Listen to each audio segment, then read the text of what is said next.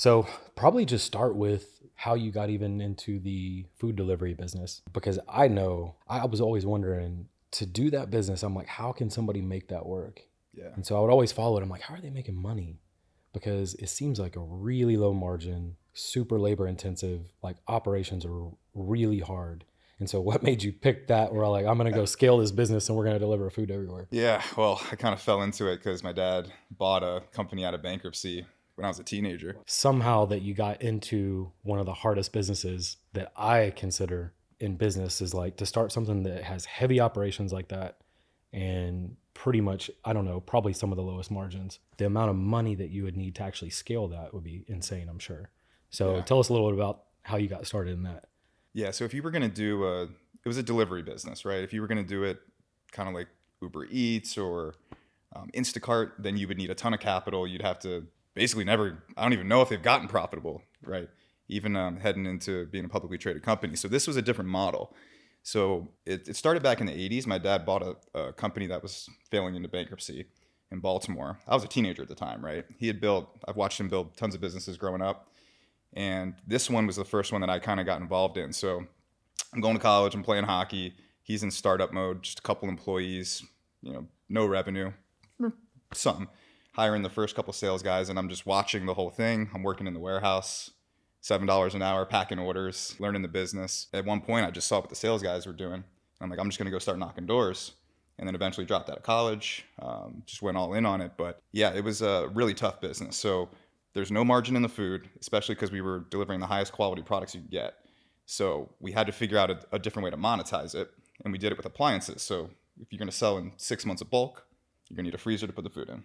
So tell me, what kind of food were you delivering? So somebody would, the sales guys would go sell a package, whatever this package is, probably steak and higher end steaks, like delivered to your door. And then so you guys would go source the product and then deliver it to their house on like a monthly So we were basis, doing or it 6 months at a time, right? So that cuts down on the overhead. If you're sending a delivery truck once a week versus once every 6 months, right? So you could service 10,000 customers with 3 or 4 trucks. That's kind of how it went. They would custom cut and spec whatever they wanted in the order. So it was a really high end version of going to a restaurant but having it at home, vacuum sealed, 2-year shelf life in the freezer, and it rapid defrosted because it was flash frozen. So Friday night you want to pull a steak out at 6 p.m. It's on the grill at 6:30.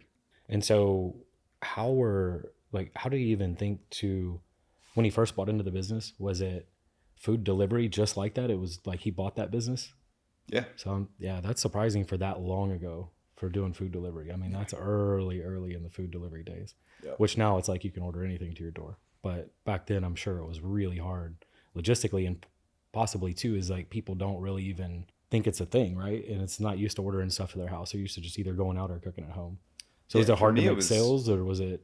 I mean, it was pretty easy to make sales, and so that wasn't the problem. It was just No, it was hard. It was hard at first, and I remember having no skills when I started. Being terrified, spending 30 minutes like looking at, can I really go knock on this door or not, and bringing the courage to do it. It's funny, right? Like 20 million in sales later, door to door. It's like clockwork, but you got to build that muscle in anything that you're doing. So I mean, the model was, hey, what are you spending already on your food and groceries now? Let's build a plan that fits in with it. For me, it was always from the health perspective, because I was getting really deep in the research of the farming. Like, why is this food better than other food?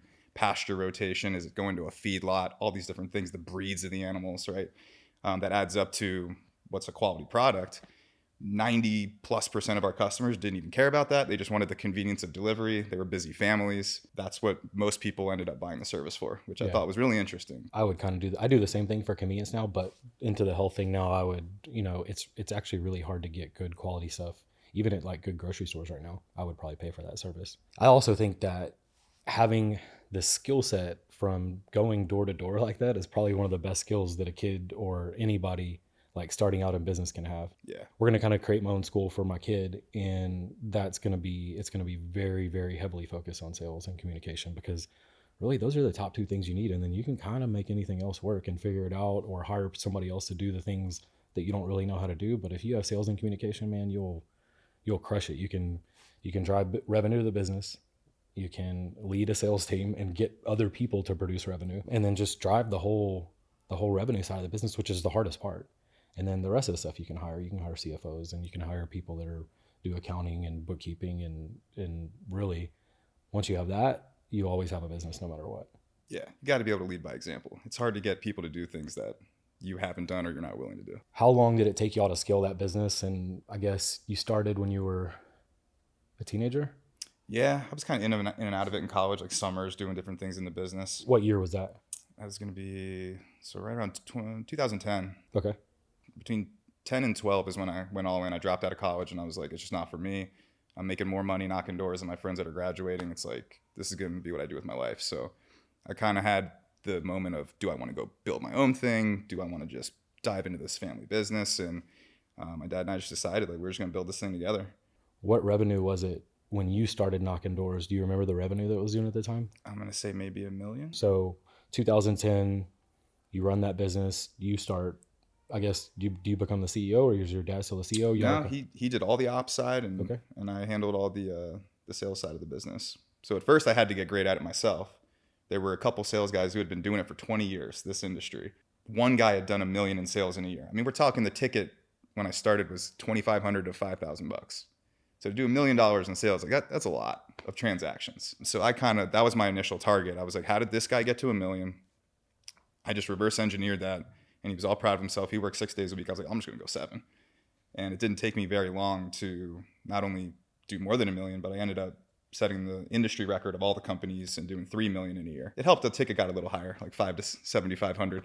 Yeah, but that's still just from doing something over and over again. You go 7 days a week, guess what? After a year, you're going to be really fucking good at it. Yeah, and there were guys who had better closing percentages, but I just outworked them. So how long did it take you? So I guess fast forward 10 years later, 2020-ish, what did y'all get the revenue up to before, like pre-pandemic, because I know that's kind of where the world changed a lot, and especially in food delivery. Yeah, we were in that 8 million zone, and it Still was good. really difficult to get to 10. I mean, for years we were hovering between 5 and 10, and it was really hard to get to hire and recruit and train a sales team because we didn't have the margins to pay what the roofing companies could pay, or the solar companies, or home improvement guys, right? Or even people that sell a pool could make $5,000 commission. I had the margin to pay a sales guy $500 to do the same job. So it was very difficult to scale. That's why I had to stay in the field, and I drove all the way to the end, the majority of the revenue for the business. And so 2020 comes, or I guess just 21 when the world melted down ish. Yeah.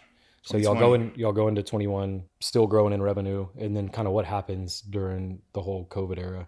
The second the pandemic hit, I'll never forget it, because everybody was sitting at home and the demand for our business just went through the roof.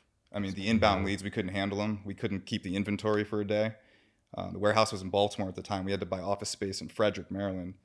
And we hired all the restaurant workers that got laid off to drive trucks. It was a beautiful pivot. But the growth almost broke us. Like, we had to, every dollar coming in was getting invested in the growth. It just went bananas. And we cut the marketing spend to zero, had a $12 million year for the first time. And private equity wants to buy you in a bubble, let's do it. Yeah, that's what ended up happening. There was no better time to sell that type of business than, post-COVID. What year did it ended up selling then? It was February, March of 23. Okay, so 22. Yeah, that was probably like just right at the height. Mm-hmm. And so you scaled back marketing, so I'm sure you actually became pretty profitable at that point. Incredibly profitable, because it all went to Zoom as well. We were doing in-home presentations. The cars on the road, just the tolls around Northern Virginia. I mean, that eats into your margins, right? So now we've got the whole sales team on Zoom, and now I don't have to drive to someone's house. That means I can do double the amount of appointments in a day as well. Wow. So it got very profitable very fast. Yeah, it makes sense. So do you mind sharing what it sold for? Or do you want to, how about this? What were y'all doing in EBITDA? Do you remember? I don't know if I can give those exact numbers in the NDAs and all that, but I can say it sold at 5.5 times. Man, that's really amazing, because catching something like at the right time like that, I think if you would have kept the company, or any food delivery company at post-COVID, right? You hire all these people, you ride the boom, there's going to come a point where it's either going to flatten out or drop back down. Yeah. And so that was probably the best decision in the world to sell. It's almost like the perfect time. For me, I was just working out of ignorance, trying to make a business work for 10 years. And in reality, it was just the wrong vehicle. If we had been in a solar business, or, we would have been in 100 million in no time. Yep. With the effort that we put in to make that thing work. That was the biggest lesson that I took out of it when the market shifted and everybody wanted what we had. A lower margin business like that, I operated one of those businesses for a long time. And that's the one thing I'll never go do again either. I don't invest in really low margin businesses. It's a couple things. Number one, you have no money to spend on marketing and no money to make the product better and better and better and better. So you're always just like scraping by, can't hire the top talent. Like there's just a whole handful of things that makes it super hard for any business to scale and then make the improve on the product like over and over again. And so it's one thing I'm never going to do again. I'm not getting back into any low margin businesses ever. Super blessed though to have gone through that because of the determination and the skills and the grit that was formed by going through it. And I agree. I can't say that doing that like the first part of my career didn't help all my decisions after that. So I just know that I do not want to ever get back into that business. Yeah, exactly. So after exiting that business, seems like you did pretty well. I mean, what do you go do? You've been selling food for 15 years or 14 years. Yeah, it was interesting because it wasn't planned, right? So overnight, it's like, all right, I got to reinvent. And I wasn't planning on doing that. I thought I was going to do one thing my whole life. But the whole time I'm doing door-to-door sales, I was driving 50,000 miles a year on the car. So, I mean, I was just crushing audiobooks, personal development. And I was just always super interested in investing, markets, trading, like how all that works. So, and I was addicted to CNBC the whole time. I don't know, in a way I wanted to be prepared for when I had the money that I was going for, like what to do with it. So the natural transition, I was like, whatever I do next, it needs to be, recurring revenue. It needs to have big margins. The money world, there's no better margins, right? Yeah. So I just started going to a ton of events, masterminds, just meeting people. And that was a big aha too. I'd never done that stuff. I didn't realize how small the world was that I was living in until I started meeting these people that were doing crazy things. I knew I needed to build a personal brand. I saw, I was meeting kids that were 22 years old, making millions of dollars from their phones. And I'm like, all right, I got to figure out like what this is. So hired some guys to build my brand, ended up becoming partners with them, went into hedge fund world and private equity through a couple key relationships that my partners had already established. So saw it as a great opportunity for me to do the same thing in a much higher value thing. When you're selling $5,000 ticket and all of a sudden your minimum's 100,000, it's a different ballgame. So it's a lot more exciting. And I was like, yeah, all right, I'm all in on this. I'm going to just be a capital raiser and build a big brand. And that's what I did. Explain to me the business though. So was the business the hedge fund? Yep. Okay. And so you went out, raised money 100% from social media? Yeah, pretty much. It was all in-person networking or leveraging the brand, getting on people's shows, talking about the opportunities we had. We had and we still do have a great private equity fund relationship, fund to fund with Innovation X, $6 billion under management. So they're sitting on the cap tables of the best companies in the world. So if we can get a little piece of those and then go to retail, it's a nice niche to get started in a world like this when you don't have a ton of money, right? So what was so when y'all started the hedge fund side, what was the main thing that you guys were investing in or trading? Yes, we started two funds first. We had the private equity side and a trading fund. So we were looking for relationships.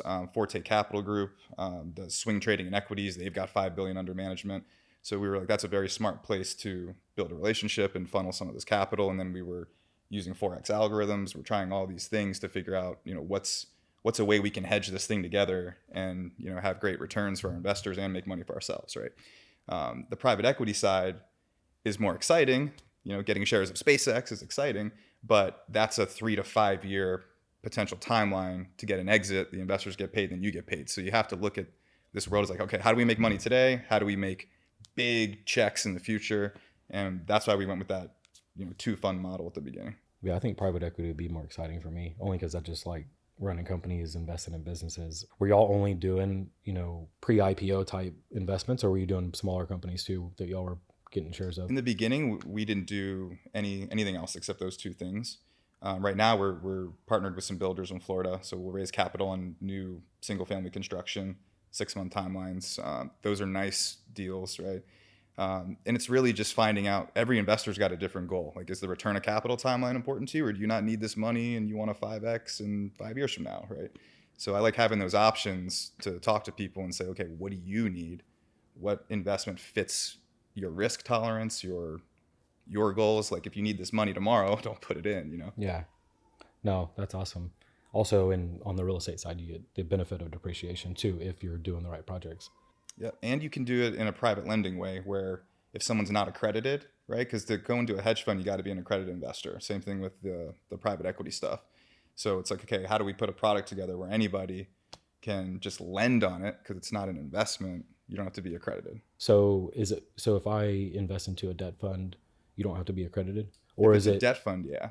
But if I'm lending privately to another individual, Right. So if we're building a house and it takes 200,000 to build it, and we're going to exit in 4 to 6 months, give you your capital back plus 7.5%.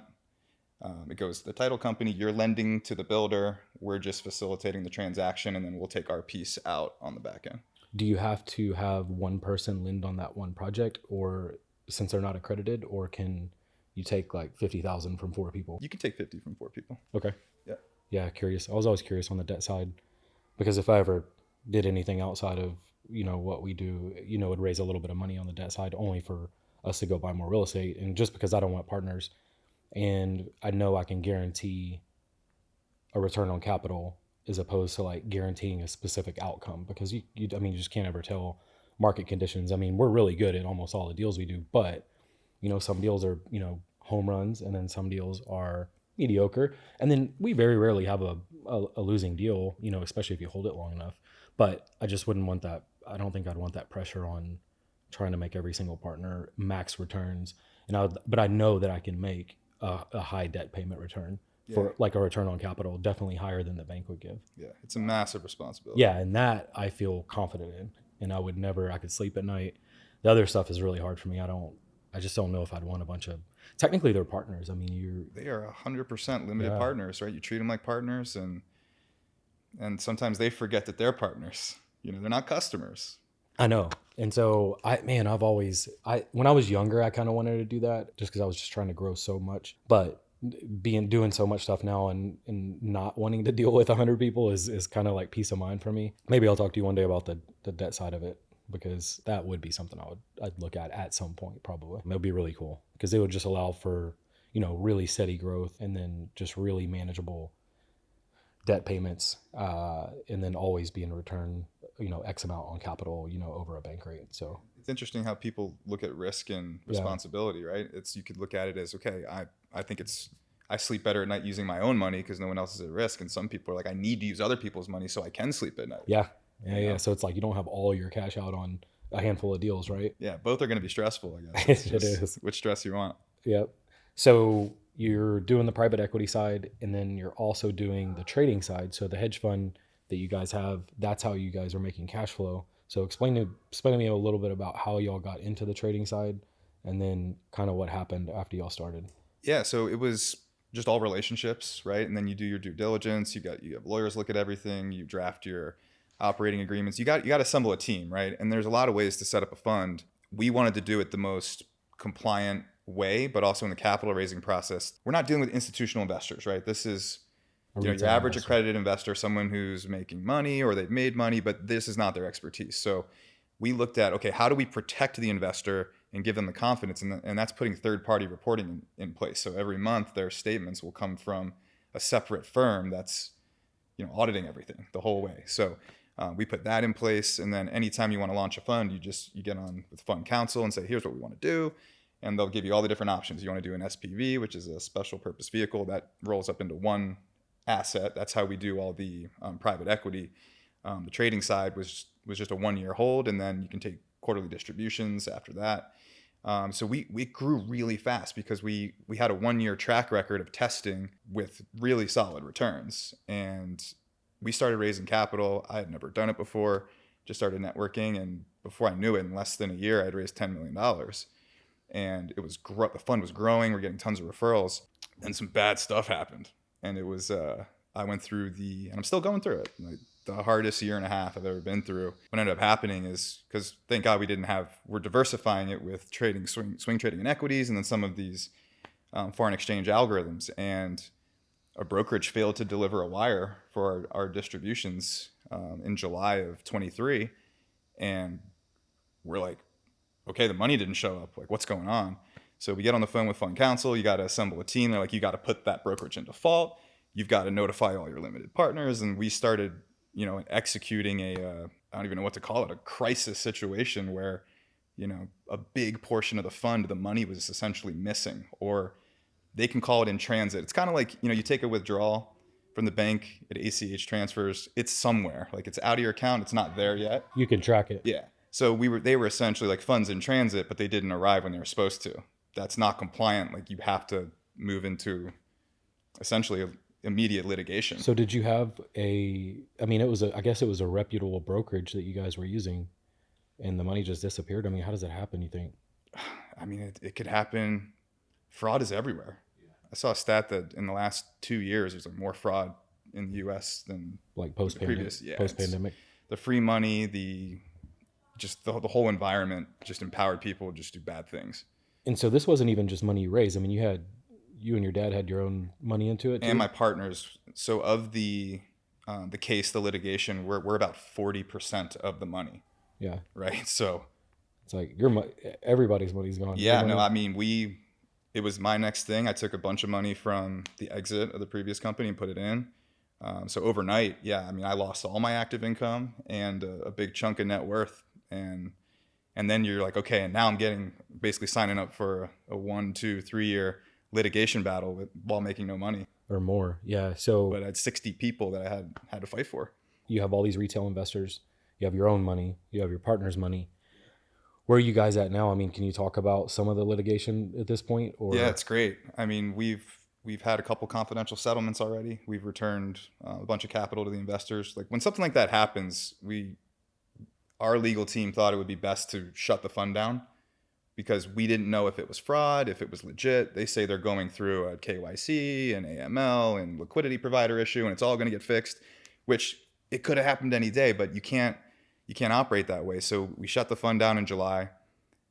Maybe it was July. I'm not sure if it was July or not, but we eventually shut it down and say the best thing we can do is return all the remaining capital to the limited partners in good faith, and then tell them what our plan is to try and recover the rest. As far as settlements, is that the brokerage that's trying to make settlements with you or like offer settlements, or is that just recovering assets somewhere else? In every situation, it's going to be different, right? So you go like, okay, who are the bad actors here? Like if this is a bad thing, right? And whether it's, the high level executives, the entity itself, you start suing the people responsible.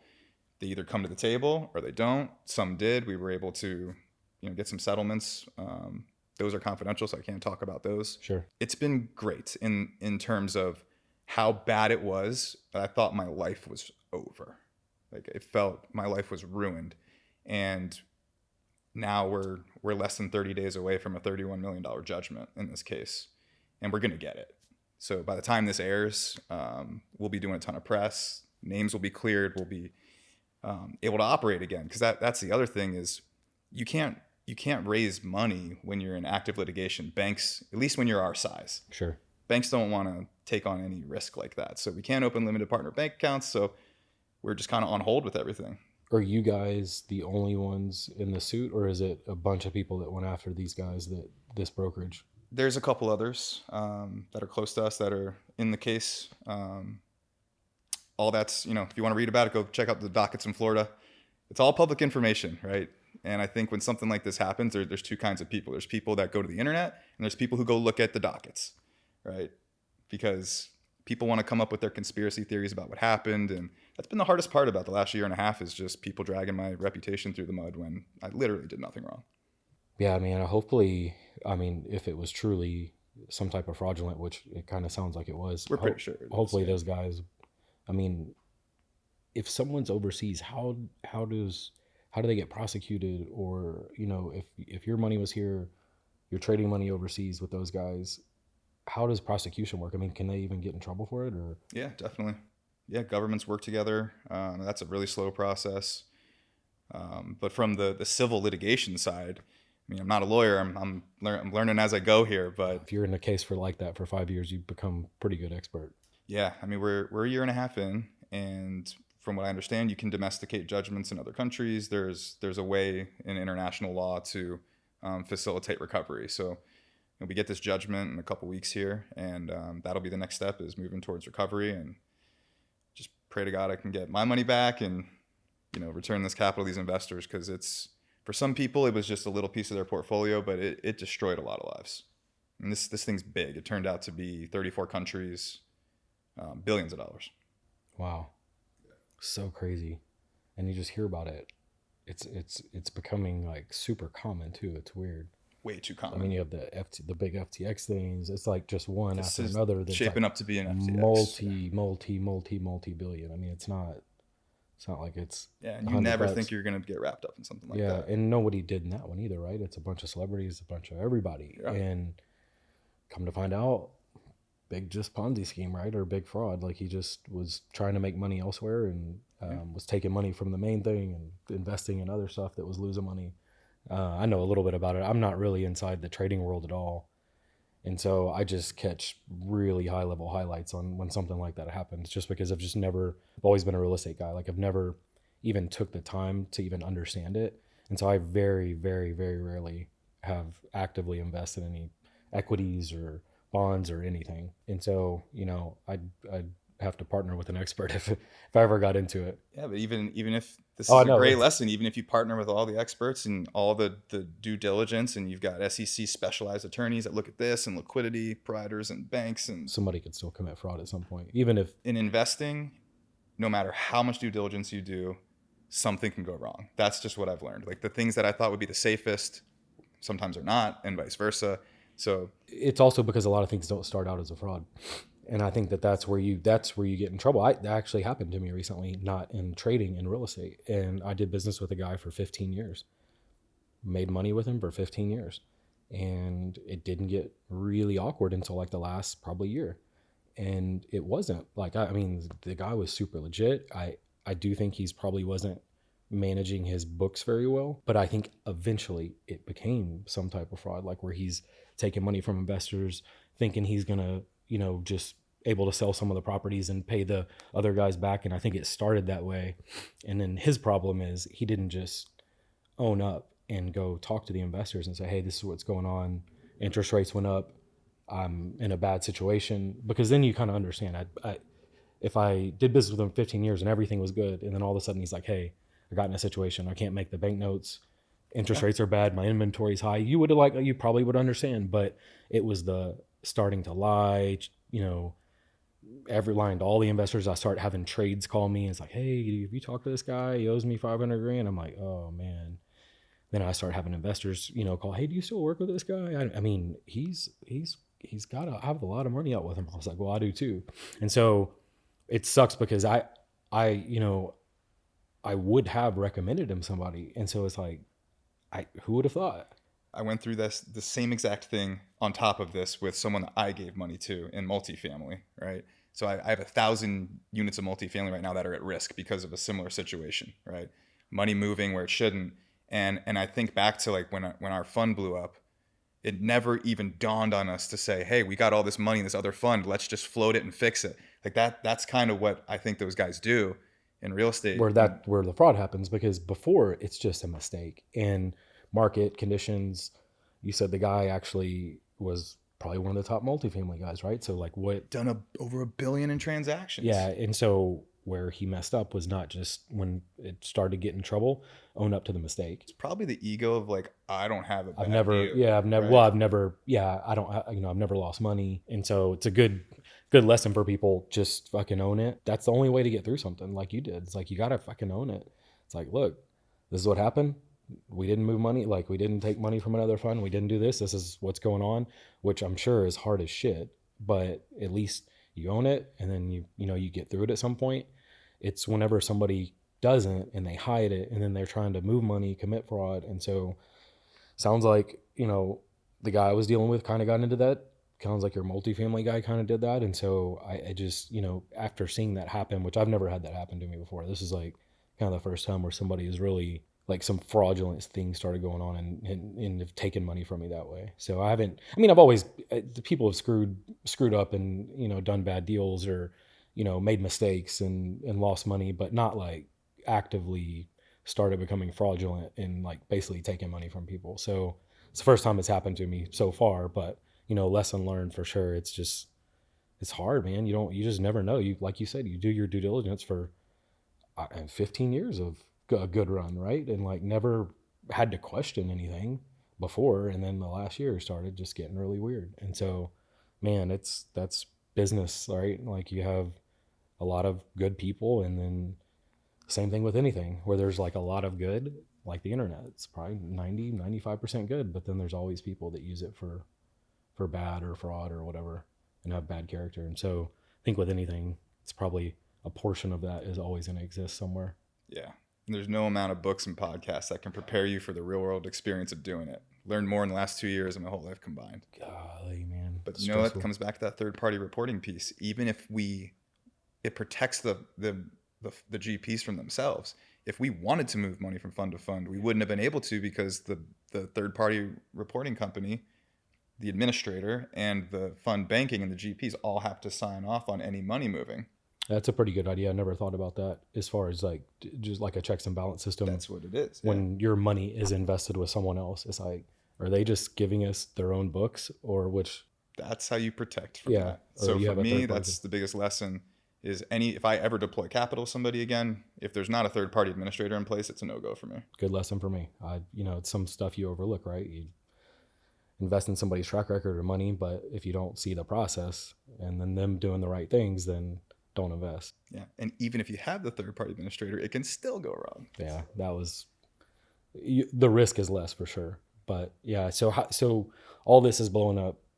What do you do during that time to go and then start the next thing? Or, what are you doing now for, I guess, all your cash flow was tied up, or all your cash was tied up in multifamily. Yeah. And then the fund. And then, so what do you go do when you start the next thing after the fund? So, I mean, the immediate thing was, I've planned contingencies for a worst case scenario, always do. So I had enough cash where it's like on the side, like, okay, I can get through this for a year, right? But not at my burn rate at the time, right? When cash flow goes to zero, like 6 figures a month gone, like net. And your real estate, interest rates went crazy. So all my real estate cash flow is getting compressed. Like everything financial crumbled all at the same time. So it was all right. Got some major pivots. I had just moved into my dream house, had to get out of there. But the immediate first month, I would say, was nothing but damage control with the investors. Every call was 30 to 60 minutes, and you're calling through 60 people, delivering the worst news of their lives, right? That was the hardest thing I've ever done in my life, no question. At the same time, it's like I've got to be there for these people when it's crippling me worse than every single person in that was involved. Yeah. So I don't know. There was like a feeling of just once I got through that, I was like, okay, I know who I am. My back's against the wall. I don't crumble. You can't kill me. And I got to figure out what I'm going to do next. I just started. And that's where the personal brand is so important. I have hundreds of people I can reach out to and say like, hey, what can we work on together? Right. So I had a buddy that has a credit funding company. I know a lot about business credit and using debt and all that. So I just worked with him, just doing high ticket sales, just to get some cash coming in the door while I'm dealing with all this other stuff. So we did that. And then my partners in the hedge fund previously, their big first success was social media marketing, right? And then when the funds were taken off, they were kind of phasing out of that. So they're like, let's bring it back. And January of this year, we started a new social media company, and we've scaled that to $1 million pretty quickly. So that's what we've done. But in tandem, like we're dealing with lawsuits coming at us now. We're dealing with the people we're litigating. It's been a full-time job of doing things that you don't get paid for that actually cost money, and then trying to build a new thing at the same time. So I just know that coming out of this, the capacity and efficiency that I've built and the resilience, like whatever we build next is going to be massive. Yeah. Whenever you don't have the ability to fully focus on something, when you're trying to, deal with some litigation and something from your past business, it's really tough to like really go all in and like focus on it, 18 hours a day and like grind like you need to get something off the ground and blow it up. It's Only hard. thing I could control was my fitness. Like that's what it always came to. It's like, I know I'm okay if I still go to the gym, if I still meal prep my food, if I take care of what I can control, then I'm still okay, mentally. I was kind of always like that too. Ever since I was 15 years old, had a ton of anxiety, and I'd wake up every day and like have that anxious feeling. And so the only thing that helped me was like, I'd wake up, like go work out, get moving. It would like calm me down for a minute. And so was always a big part of my life, like in like every stage, even to today. And then, now, I'm trying to be as healthy as I can. I want to feel good until I'm 80. Like I want to keep playing the game of business and be around for my kids. And so I'm still into pretty much everything you can do now. And then it's helped me so much in my life. We are about to launch some programs that, will hopefully help some other people that were kind of in the situation I was in and having all kinds of issues and anxiety and depression and headaches. And so, it's pretty cool to see like how far like the awareness has come with social media. So you're starting to see like a lot of these like, peptide and longevity stuff that's coming out, and it's just so helpful. And the testing's here that you can actually get the correct data to go and fix like root causes of things that are happening. And so that's where medicine is finally at. I mean, I think people need to switch their mindset because they're so used to it being an expense. So it's like, I got, you go sick and I had to spend $200 and go to the doctor. And so they're used to medical bills is like an expense instead of like an investment. And so if they invest in their health, it's like you could feel good all the time. You could live longer. You'll have more energy. You'll end up making more money because you'll actually have more energy to work longer, think better. You'll have more mental clarity. And so if we can help people, switch that mindset and really get to the root cause of their issues, man, that's just such a cool spot where it's like at this pivotal point right now. And I think access to information too is what's been super helpful, because now you have all these things coming out with social media that's like the food's really, everybody's food is like killing them and cancer rates are higher and all this stuff. And just now people are finally realizing is like, can't hide it from us anymore. And so it's a cool spot. Like health is definitely one of the main things in my life. Yeah. I do, cold plunge and kind of all the biohacking stuff just because it makes me feel 1,000 times better. What do you, I guess, when you wake up, what's like the first thing that you do? First thing is the coffee, even though I know it's probably not great with the cortisol. But yeah, I mean, it's wake up before the sun, especially out in the desert in Vegas. I mean, the sun in the mountains in the morning, it's the most peaceful thing. Go walk the dogs. I'll put 15 grams of collagen supplement in the coffee. So it tastes good, not like no creamer, but it still tastes good, and it's protein, right? It's like little decisions like that throughout a day are the difference between healthy and not, right? And then, yeah, first meal is going to be definitely some steak and eggs, a lot of heavy protein. I eat a lot of steak, a lot of ground turkey, a lot of ground beef, and a lot of rice. I don't really eat vegetables. Yeah, I'm the same, just minus the rice, but I eat all that same stuff. So do you have a cold plunge at the house or? Yeah. Got a cold plunge, just ordered the infrared sauna. Okay. Should get in soon. Just moved in a new house like 2 months ago, so still getting situated. That's the only thing I don't have yet is a sauna. I don't have the room for it, but I don't know. I'll have to move Gentry's stuff around a little bit more and try to make room for it. I already took over her office to turn it into like a wellness / room. She doesn't miss it, I don't think. But the saunas, I'll have to get the link from you. That's kind of like my next thing is I want to get here. I have everything else minus the sauna. Yeah, the biggest game changer has definitely been testing to get the awareness of the things that are going on in your body that you can't control, right? You can control your diet, you can control your exercise, but if you've got chemical issues that need to be fixed, I think that's the biggest thing that's missing in most people's lives, and that's why they can't even get results if their body's too screwed up. Yep.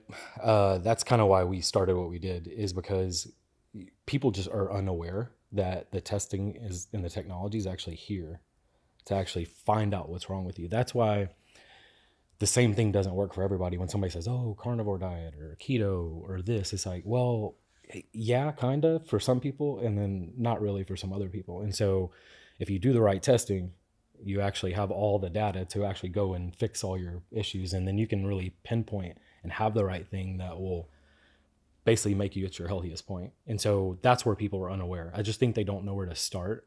So the information's like gift and a curse. Like a ton of it's out there now. And so the awareness is out there, but then it's like, where do I start? Like, I got one guy telling me this, I got this guy telling me this. And so if I were to tell somebody where to start, it's like, it's with testing. And there's so many tests available now that between genetics, and I know you did the Dutch test, there's adrenal. I mean, there's so much stuff that's available that you can really pinpoint something that's going on. And that's where I think that medicine is making like a huge pivotal point right now. And then that's where people are going to see the most results, instead of going to the doctor, getting a prescription for something when they're sick, and then going home. And then now it's like, no, let's try to prevent any of that from ever happening. And so it's a cool spot. The sad part is, insurance and like the traditional system is set up to not pay for any of that. And so you do have to have a little bit of money, which is kind of the sad part right now. Hopefully that'll change in the next 4 years. And I think America will be definitely in a better spot for sure. Yeah, the testing's crazy. I mean, recently I've been getting into the brain side of things with Dr. Rewire. I'm working with him, and I did a neurotransmitter test where you can see your norepinephrine levels, your dopamine, your GABA. So tell me about that. I wanted to do that, but the ones I read, I guess I just haven't found the right person yet. So maybe you guys can steer me in the right direction, because I've only read articles, haven't talked to any professionals. It was both sides of it, like, oh, well, there is testing, but it's not that accurate. And so I just didn't really know where to start on that either. Like I've done, and I know almost everything now. So tell me about it, because I want to do it. Yeah, it's just like a Dutch test. It's you just urine sample on strips, send it into the lab, and then they'll break it down for you. It's interesting. Dr. Rewire looks at my test and he goes, huh, like he looks at it for like 20 seconds and goes, for being kind of like depressed and stressed out, you sleep really well. And I was like, yeah, how'd you know that, right? And he's showing me, he's like, oh, well, you have really high tryptophan. That's why you sleep really well. Like your dopamine's on the floor, your norepinephrine's on the floor. Like it doesn't exist. And he's like, in the glutamate and the glutamite, and he starts going through, and this is inverted here, which means you've got some serious trauma that needs to be rewired out. And I'm like, he's literally breaking it down with science. And I'm like, yeah, this is exactly what I've been going through the last 2 years. Yeah, I guarantee you, look at my neurotransmitter test 3 or 4 years ago, it would have looked a lot better. That's cool. You'll have to connect me with him. Yeah, it's cool. So does he have fixes for everything? He's like, hey, if you want to increase dopamine or you want to do this, like for long-term fixes, and he'll have it like give me a protocol for it, and then you just follow the protocol. Yeah, he's got a program called Elevate, which it's a lot more testing. It's sure. Glycan age testing. They do EEG brain scans, right? I don't know if you're familiar with that. I am, yeah. Yeah, and I guess he just did, I think he's working with Joe Dispenza's scientist or doctor on a study, but they looked at the work he does over a year, and on average, the brain scan, when they redo it, the brain reverses age about 16 years. Yeah, I'm definitely interested. So what I did do was I went to a local place here, because I forget where I saw the interview, but somebody was talking about the TMS. Is it TMS? The thing where it like taps your head and then it'll change your brainwaves. I'm not too familiar with it. Yeah, so I want to talk to him about it, only because I went and did it. Same thing, they do an EEG.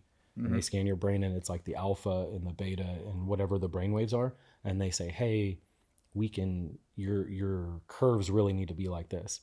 And I might be kind of butchering it a little bit, but your alpha needs to be a little higher, and so we can train your brain to like get these brain waves like back where they're supposed to be, which helps anxiety and all these other issues, and make you think a little bit clearer and sharper.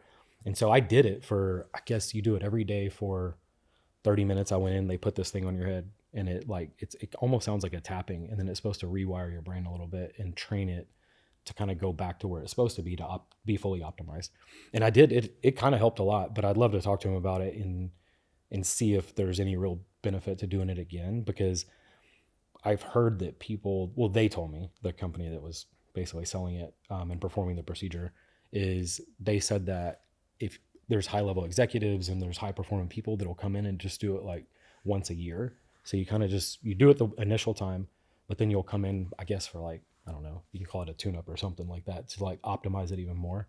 And so I'd like to talk to him about it and see if it's even like beneficial to add to something like all that stuff that y'all did, and see if it's worth me doing again or not. I mean, I did see some benefit from it, but I'm like on the fence about trying again or not. He'd be a great podcast episode. Yeah, I'll do it. I want to learn as much as I can for just personal reasons. Yeah. But yeah, I'd love to have him on. That'd be great. It's really cool. Like I've seen him work with people, like and the fix is not always what you think. It's not. Sometimes it's a supplement. Sometimes it's a modality.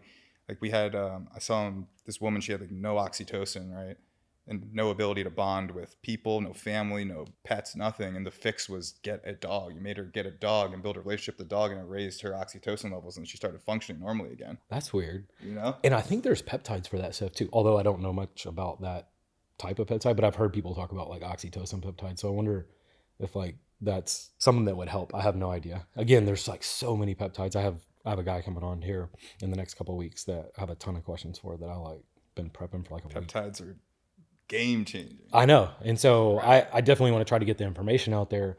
I just don't, I don't want to speak on it just because I know it's worked for me, but I just don't have enough experience in it.